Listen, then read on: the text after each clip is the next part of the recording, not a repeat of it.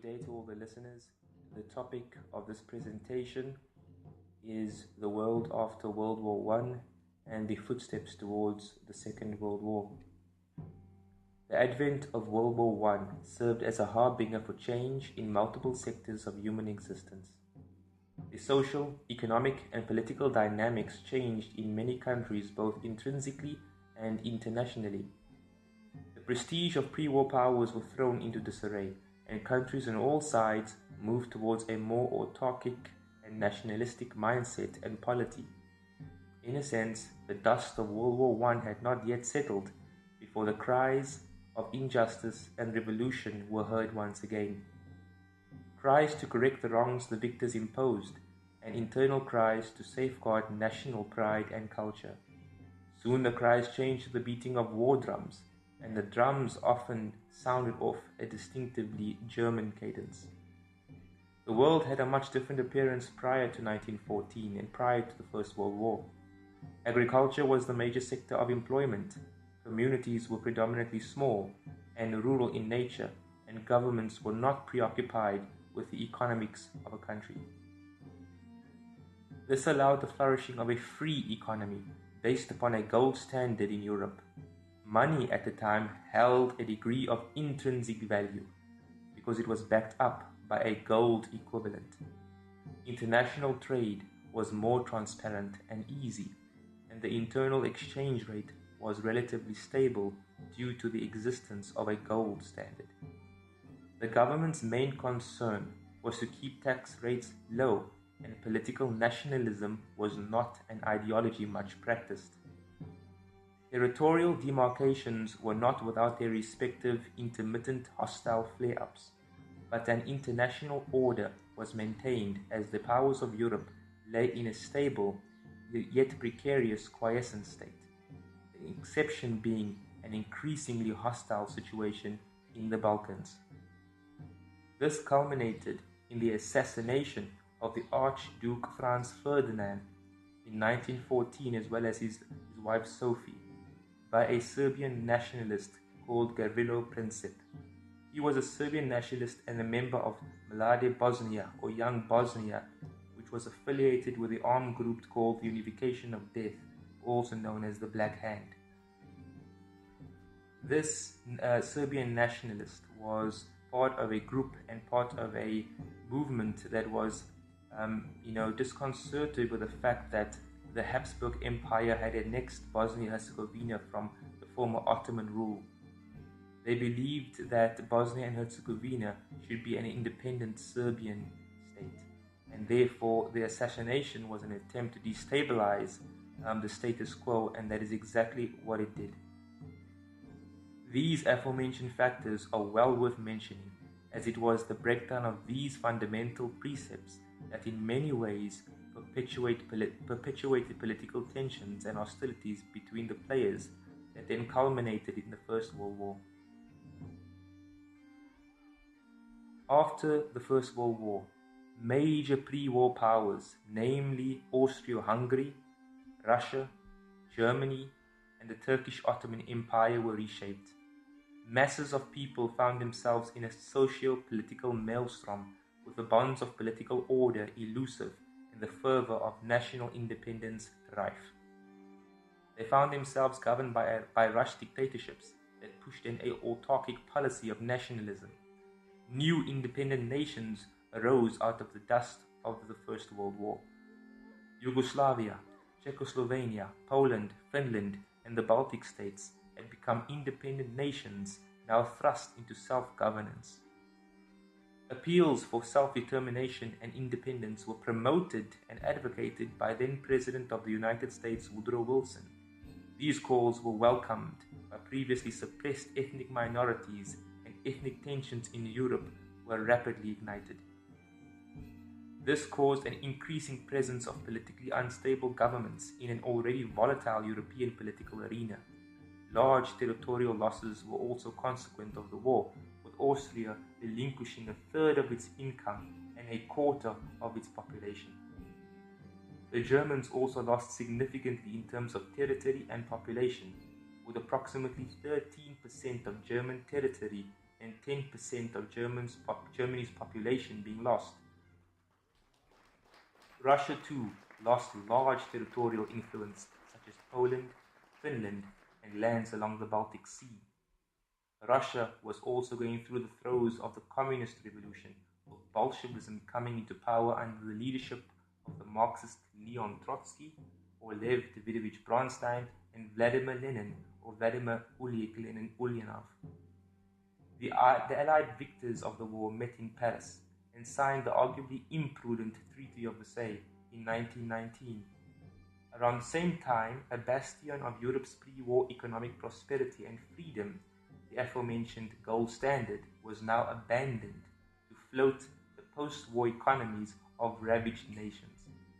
As Russia and Germany were perceived as the major instigators and perpetuators of the war, they were singled out in the Treaty of Versailles to accept crippling peace terms. These terms were devastating to Russia and Germany and their national pride, and more specifically to their economic survival.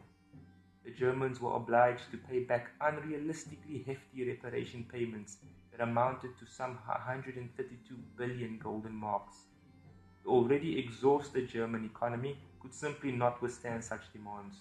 This was perpetrated in part due to the victors needing large amounts of funds to rejuvenate their war-ravaged economies, as well as what appears to be a malicious attempt at further wounding the German pride through humiliation.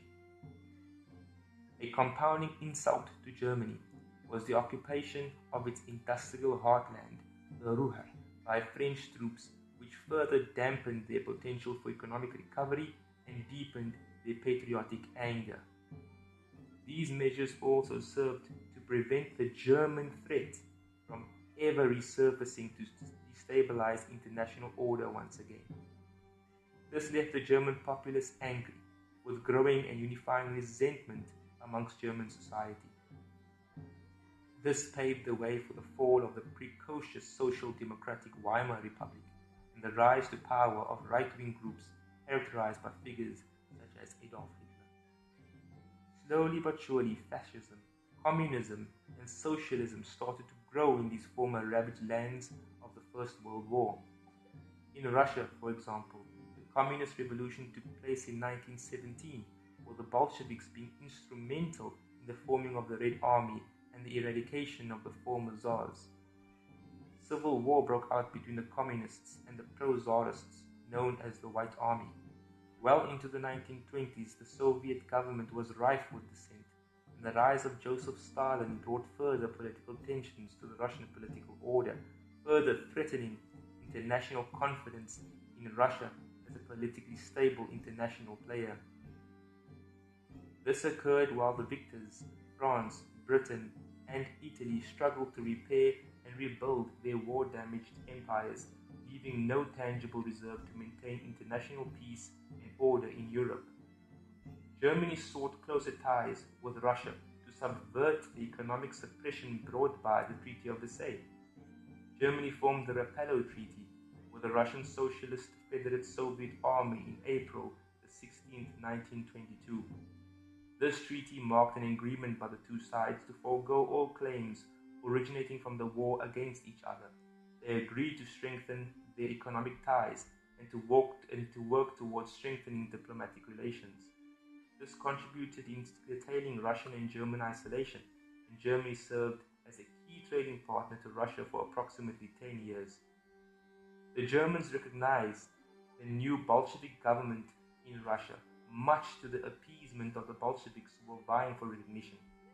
More strategic in nature was the fact that Russia allowed Germany to train their troops on Russian soil in defiance to the attempts of the Allied Control Commission to hinder the strengthening of the German forces.